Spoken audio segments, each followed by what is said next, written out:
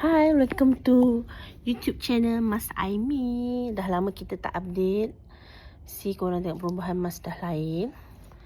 So, by the way, hari ni kita nak... Okay, first ni suka sangat saya punya kening punya makeup. Hari ni lah looks. Dia pakai wax, okay? Tengok, cantik tak? Cantik kan? Tapi sekarang lately saya ada masalah kat mata ni asyik beraya sebelah kanan.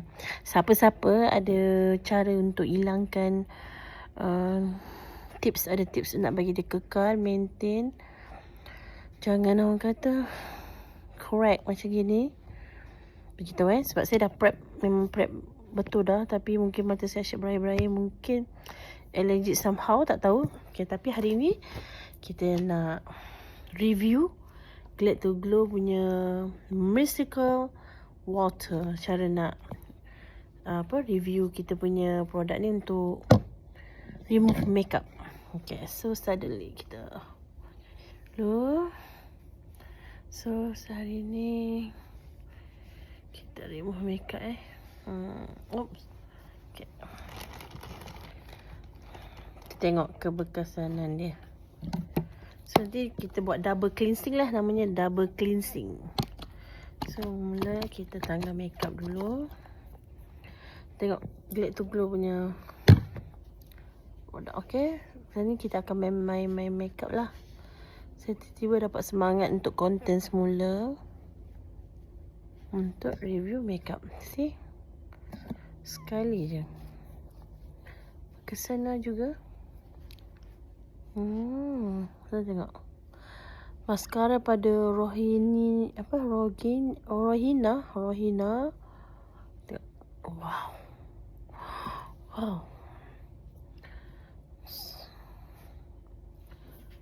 Tengok ni. So okay, boleh tanggalkan banyak juga. Padu lah juga. Sebab selalu kan susah juga untuk buang eyeliner dengan eyeshadow. So dia somehow is good.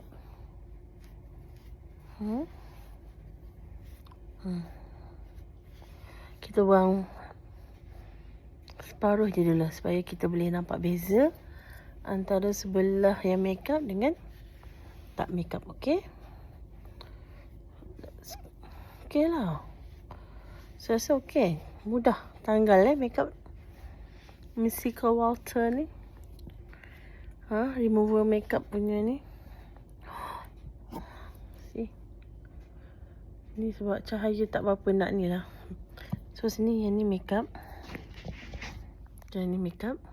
Oh, patut macam ni cahaya. Sorry guys, tadi silap. Okay, ni makeup. Sebelah ni dah tak makeup. Selesai lepas beranak ni memang dark circle banyak lah. So kalau siapa ada tips, bagi tahu. Okay, separuh makeup, dan separuh lagi tak makeup. So tengok sekejap je tanggal.